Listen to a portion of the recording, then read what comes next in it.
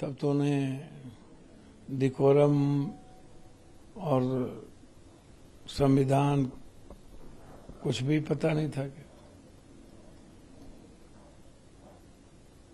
दूसरी चीज उनको यह भी पूछी है, 2G, 3G, जीजाजी, 5G, इस सब पर 3-3 महीने हाउस नहीं चले। कोयला घोटाले,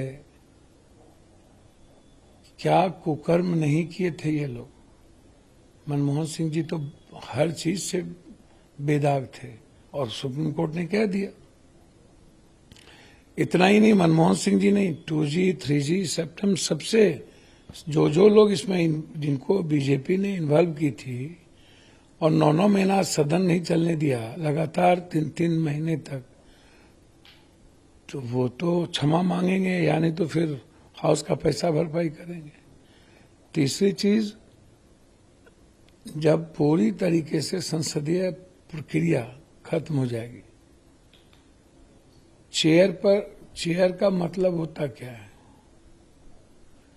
चेयर का मतलब बिल्कुल साफ है, PS संगवा, और आप हमारे दादा सोमनाथ जी को देख लीजिए, जिनको पार्टी ने निकाल दिया।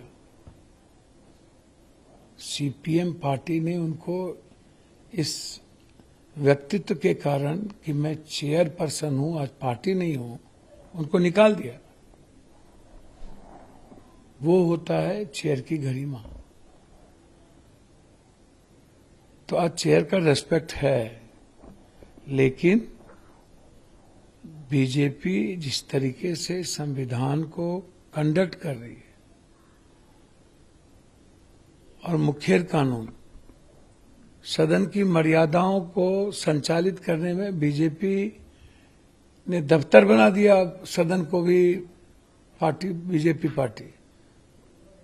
तो संविधान की रक्षा के लिए तो कोई विपक्ष चुप तो बैठेगी नहीं। आज तो सशक्त विपक्ष है।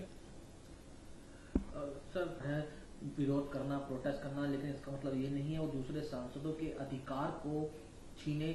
जब से ये पार्लियामेंट का सेशन शुरू हुआ है, अपोजिशन के सांसदों के द्वारा हंगामा किया जा रहा है, रक्स क्रिएट किया जा रहा है, कार्रवाई होने नहीं दी जा रही है। देश के कोने कोने से सांसद आए हैं अपने क्षेत्र की समस्याएं रखने, लेकिन उन्हें समस्याएं रखने नहीं दी जा रही हैं, रक्स क्रिएट किए जा रहे हैं सदन के अंदर। हमने ये बात पिछले दिन भी कही थी और आज भी कह रहे हैं। आज भी कई बिल पेश किए गए और उन्हें पास भी किया जाएगा और कल भी ऐसा ही होगा। सबसे बड़ा समस्या तो बीजेपी ही है इस देश के लिए। उससे बड़ा समस्या है कौन? किसानों के लिए समस्या, महिलाओं के लिए समस्या, देश के लिए समस्या, सेना के लिए समस्या, बच्चों के लिए समस्या, छात्रों के लिए समस्या, मजदूरों के। सबसे बड़ा समस्या कौन रखे? एक दूसरी बात, चोर बाजे तो बाजे, चल्लियों बाजे। पहले तो आप किरण रिजिजू जी, जुम्मा आपको 4 दिन हुए नहीं। मणिपुर और नॉर्थ ईस्ट पर तो आपने एक बार अपने आका के डर से बोला नहीं।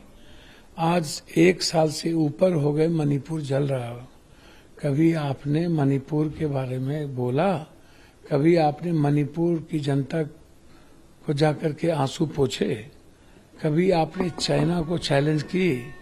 तो आप जो साउथ का, जो नॉर्थ का इलाका है, मणिपुर से लेकर के नागालैंड, इम्फाल, वो इलाका, वो आज बिल्कुल लगता है कि देश से बिल्कुल अलग है। चाइना इंटरफेरेंस कर रही है और हमारी सरकार मुक्त दर्शक बनी हुई है, मौन है, और लगता ही नहीं कि इस देश में कोई सरकार और कोई चलने वाला कोई ऐसी सरकार है जो नियंत्रण रह गया हो हमारे इस देश के कानून व्यवस्था पर। तो किरण रिजिजू के बारे में मैं आपको क्या बोलूं, वो एक। अब दूसरी चीज, किरण रिजिजू को अपने इतिहास के बारे में, बीजेपी के इतिहास के बारे में पता कर लेना चाहिए कि इन लोगों ने कितने कितने बड़े 100 चूहा खा के बिल्ली चले हज करने। तो इन लोगों ने कितना जबरदस्ती रेनकोट से लेकर, हम मनमोहन सिंह जैसे दुनिया के स्टॉलवर्ड इकोनॉमिक्स पर जिस तरीके का आरोप इन्होंने, इन लोगों ने लगाया और गलत तरीके से भ्रष्टाचार को एस्टेब्लिश करके कांग्रेस को हराया और बाद में ये जुमलाबाजी हो गए, कह दिया जुमलाबाजी। और आप तो समझिए कि संविधान से ऊपर हो चुके हैं। तो संविधान की गरिमा की रक्षा के लिए हमारे नेता और विपक्ष के नेता राहुल गांधी जी का एक ही दायित्व है और कर्तव्य है कि उस देश को सुरक्षित हाथों में पहुंचाना। चोरी करके आप सत्ता में आइएगा और डकैती करवाएगा आपसे, सीधा सीना जोड़ी, चोरी भी सीना जोड़ी भी। तो ये तो मरता क्या नहीं करता। तो हम लोग तो इस देश की रक्षा के लिए लड़ रहे, आवाज दे रहे हैं। सर, जयराम रमेश ने एक बार फिर SIR पर डिस्कशन की मांग की जो बिहार में ऑपोजिशन ने। देखिए, हमारा तो उससे थोड़ा ऊपर है, डिस्कशन तो हो, लेकिन यदि वोटर लिस्ट गलत थे तो उस वोटर लिस्ट पर लोकसभा का चुनाव हुआ तो सबसे पहले लोकसभा भंग हो, और लोकसभा भंग हो, प्रधानमंत्री रिजाइन करे, उसके बाद SIR करवा ले पूरे देश का, तब फिर से चुनाव हो और फिर से हम लोग चुनाव में चले। तो पहले तो लोकसभा भंग करने की बात हो। दूसरी चीज, चुनाव आयोग हिटलर के तरह मुखेर कानून, ये अलाउद्दीन के चिराग तो है नहीं चुनाव आयोग। कभी कह देंगे हम CCTV फुटेज नहीं दिखाएंगे, कभी कह देंगे 65 लाख के लिए हम बाध नहीं है, किसका नाम हमने काटा, आप 7 दिन का नोटिस होता है, आपने वो नहीं दिया। तो आपको मनमानी करने की पूरी छूट, एकदम बैटिंग करने की आजादी दे दिया जाए। आपके खिलाफ संविधान को यदि आप खत्म करोगे तो संविधान बनाता कौन है? सदन। तो सदन में इस पर चर्चा तो होगी और संविधान की व्याख्या सुप्रीम कोर्ट करती है। तो इसीलिए हमारे जो साथी मित्र ने जो बात कही है, जयराम रमेश जी ने, वो सही कही है। एक उचित प्लेटफॉर्म है कि आपको आना चाहिए और चर्चा करना चाहिए इस पर। तो चर्चा से भी भागते हैं, CCTV फुटेज से भी भागते हैं, किन किन का नाम कटा उससे भी भागते हैं, नोटिस नहीं दे दोगे इससे भी भागते हैं। 1 महीना में तुर्की के कौन से सैटेलाइट से आपने ये पता कर लिया कि 20 लाख लोग मर गए, 37 लाख लोग मिसिंग हैं, 8 लाख लोगों का डबल नाम है, 16 साल से आपकी सरकार थी, आपको पता नहीं चली। आधार कार्ड गलत हो सकता है, इससे पहले आपको पता नहीं चला, जबकि सब कुछ आधार कार्ड से लिंक है। तो ये एक बात, बिल्कुल चर्चा तो होनी ही चाहिए और प्रधानमंत्री भागे हुए रहते हैं।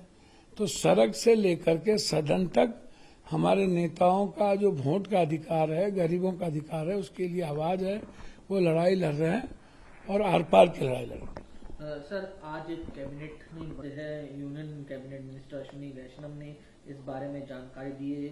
6 प्रोडक्ट्स ऑलरेडी इस प्रोजेक्ट में चल रहे हैं, अप्रूव किया गया है। उड़ीसा, आंध्र प्रदेश, पंजाब में इन्वेस्टमेंट होगी 4,500 करोड़ से ज्यादा की। क्या सर, सेमीकंडक्टर प्लांट लगाए जाएंगे। देखिए, सुनिए, बिहार का नाम नहीं है इसमें। 4,500 मेरी एक बात समझिए।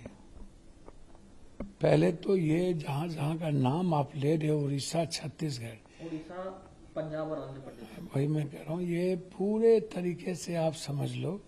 उस इलाके में जो आदिवासी लोग हैं, जो किसान लोग हैं, जो बिल्कुल जिनको टारगेट किया जा रहा है पूंजीपतियों को, ये पूरा का पूरा उद्योगपति और पूंजीपतियों के लिए ये किसानों की जमीन, आदिवासियों की जमीन की हकमारी कर रहे हैं।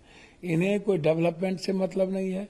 भैया, अमेरिका पहले ही अदानी के गर्दन को पकड़ी हुई और कई कंपनी से अदानी ने पहले ही रिजाइन कर दिया है। अब आप डिसीजन जो ले रहे हो सेमीकंडक्टर को बनाने की, तो सबसे पहले इनको ये बताना चाहिए कि भैया जितने अभी तक मृत प्राय फैक्ट्री हैं, जो हमारे यहाँ ऑटोमोबाइल्स की फैक्ट्री लगभग 60-70% बाहर चले गए। चाइना की जितनी निकली हुई फैक्ट्रियां एक भी हमारे यहाँ नहीं आई। और दूसरी चीज, जो जिस रॉ मटेरियल के आधार पर आप फैक्ट्री को कंडक्ट कर रहे हो, क्या उस प्रदेश में वो रॉ मटेरियल है कि नहीं? और ये गिद्ध दृष्टि किसके लिए है? आपको किनको बेनिफिट पहुंचाने के लिए है? और बिहार तो इनके डिक्शनरी में है ही नहीं। बिहार में तो फैक्ट्री 90-95% बची ही नहीं और इनके डिक्शनरी में 11 साल हो गया बिहार है ही नहीं। बिहार का चीनी मिल इनके सामने बंद हो गया। 4% चीनी अब हम देते हैं 40% से, और 9 चीनी मिल मात्र बच गया है। डालमिया नगर से लेकर के, बंदूक फैक्ट्री से लेकर के सिल्क फैक्ट्री से लेकर के, जूट मिल से लेके, पेपर मिल से लेकर, चीनी मिल से लेकर सब खत्म हो गया। और जो सबसे ज्यादा हमारे यहाँ प्रोडक्शन है वो फूड प्रोसेसिंग है। हमारे यहाँ दूध का उत्पादन डेनमार्क के बाद सबसे ज्यादा है। दुनिया में सबसे ज्यादा मखान और मक्का हमारे यहाँ होता है। हम उस पर बात ही नहीं करते हैं, मछली पे बात ही नहीं करते हैं, और हमारी सारी चीजें खत्म हो गई, उस पर ये बात नहीं करते हैं। तो ये कोई मीनिंग नहीं है। ये प्रधानमंत्री जी अपने दोस्त मित्र के मुनाफे के लिए और अपनी सरकार का मुनाफा कैसे हो, इनका मुनाफा कैसे हो, इसके लिए इनका कैबिनेट होता है। इनका कैबिनेट देश के निर्माण के लिए नहीं होता।